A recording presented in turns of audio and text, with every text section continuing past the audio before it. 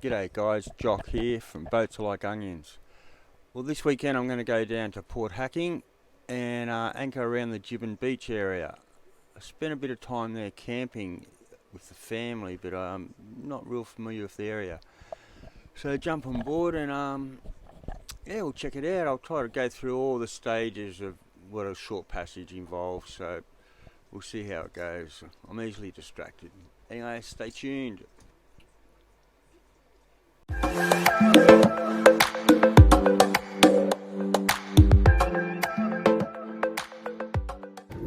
Need to put some instrumentation on. First I'll just have a look at what we got going on here. Got an inverter here. It's a water gauge, amplifier for TV and stereo. Various 12 volt sockets. Also got this one here, but I don't know what it's for. I suspect it's a repeater for one of the instruments upstairs, maybe the chart plotter, but I'm not sure.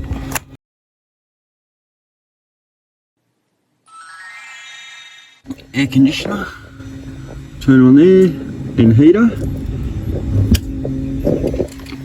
And here's the switchboard here. I've sort of colour coded a lot of these. The blue ones are basically lights and various water pumps for the showers and the toilets. They just basically stay on all the time.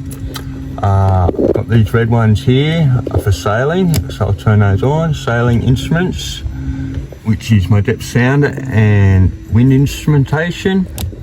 I have the VHF radio, GPS for my chart plotter.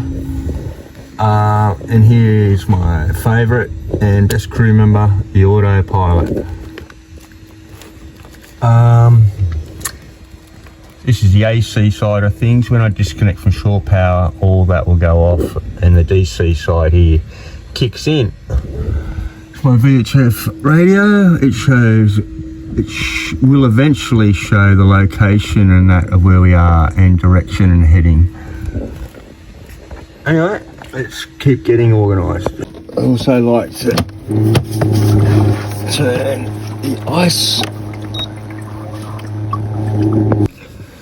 Yeah, it all looks pretty good. Very little swell. Wind's the right direction. Bit from behind, heading down the coast, and then it turns southerly on Sunday to give a nice trip back.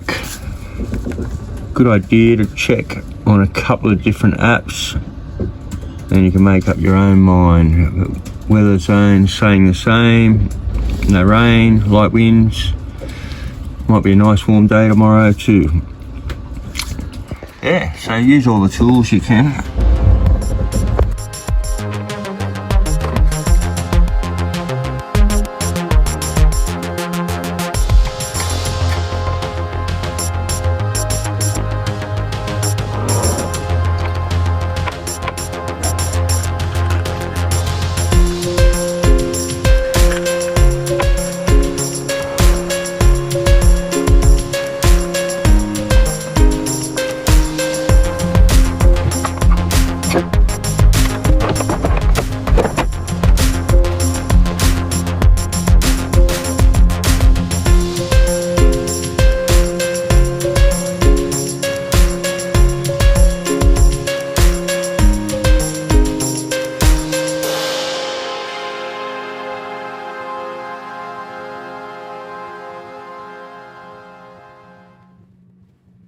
I throw onion as high as I can on the davits. This stops the swinging and the pendulum effect. If it's a longer passage, I remove the outboard and place it into its stand on the rail there. This greatly reduces the weight hanging at the back of the boat. Now it's very important you put some cross braces on there, just to totally limit any movement that thing can have, and it becomes a useful storage spot. These lines you see here are known as lazy jacks, and they help the sail fall down into its boom bag. But they do tend to catch on everything when you're trying to pull the sail up.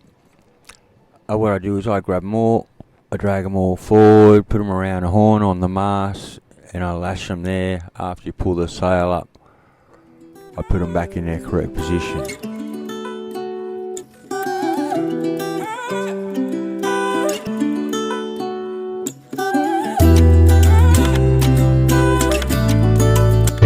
pretty late getting away. Winds virtually dropped down about 3 knots at the moment. So we're just going to motor up to Manly and then we'll make our way out through the heads in the morning. Pretty nice backdrop there. Clark Island there. One of the 7 remaining islands in Sydney. 8, mate. 7 or 8. Stacks of them.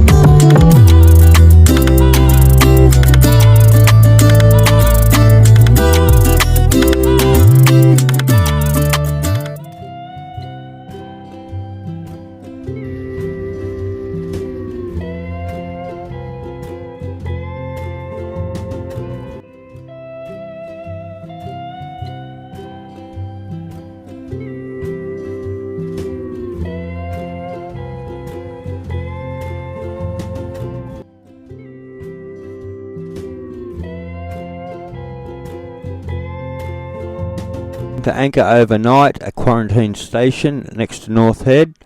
A great spot, although you can't really see anything at night. And we'll be off early in the morning. Early in the morning, set off. It was a stunning night.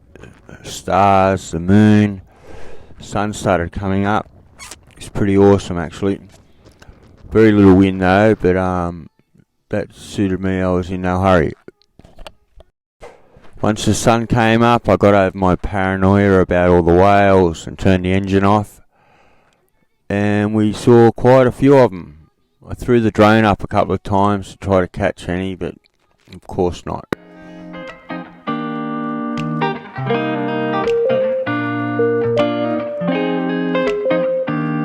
Hours of not much to do, so I had a few tasks that I took on.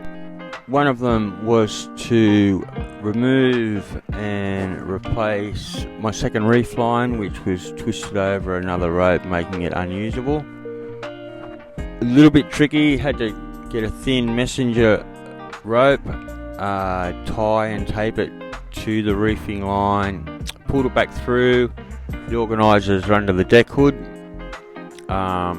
This took a couple of goes actually before we had it thin enough to go through smoothly.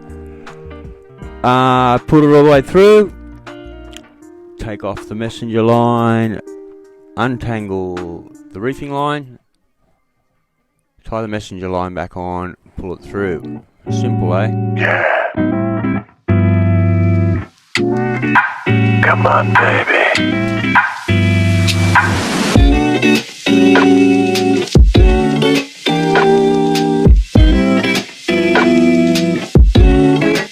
One more time.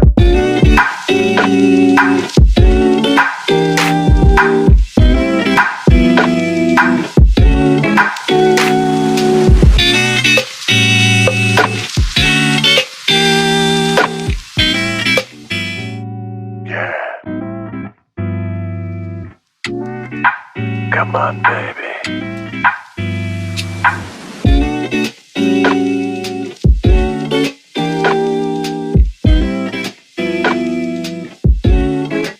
One more time.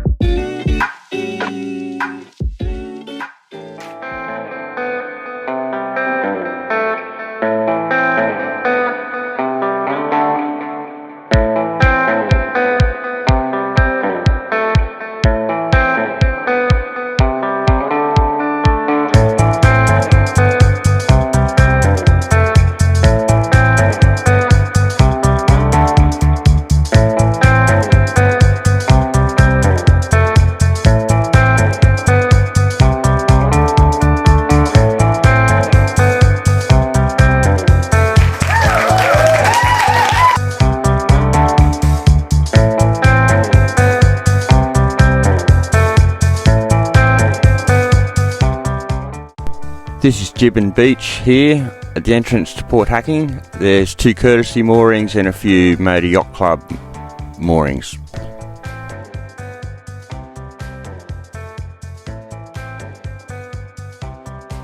I'm going to go into Gunnamatta Bay though and get some fuel first before returning there. Make sure you follow the channel into Gunnamatta Bay, or this area actually. It's very shallow in parts. I ran aground leaving. And this is on a courtesy mooring at Jibbon Beach. a really great spot. I'm so glad I came.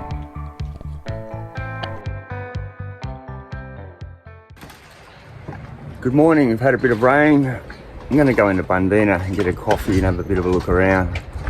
Take the trusty onion.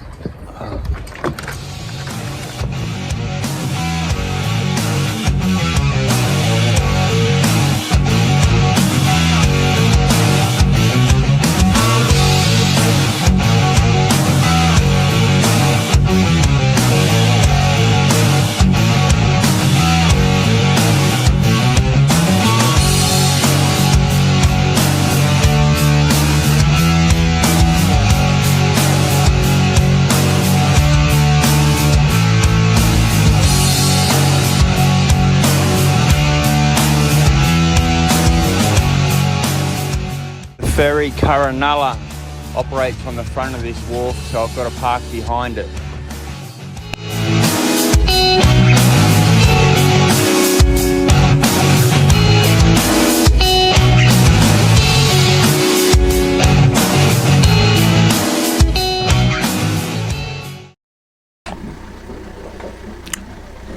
Well, I'm just about to leave Jibbon, so I'm just logging on to Marine Rescue,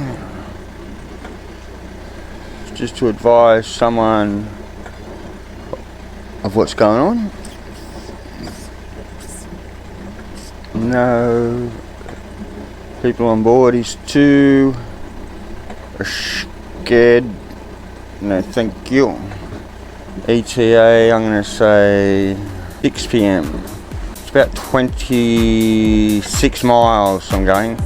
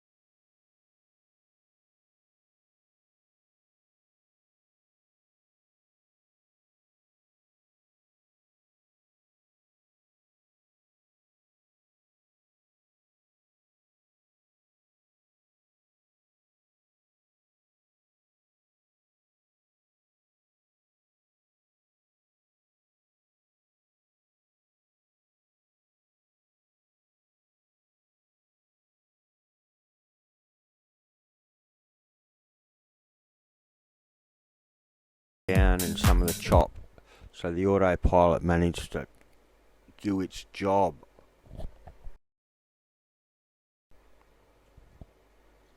Here we are going through the heads back into Sydney Harbour. Ooh. Wind virtually died to nothing once we got to Bradley's Head. Squeezed around.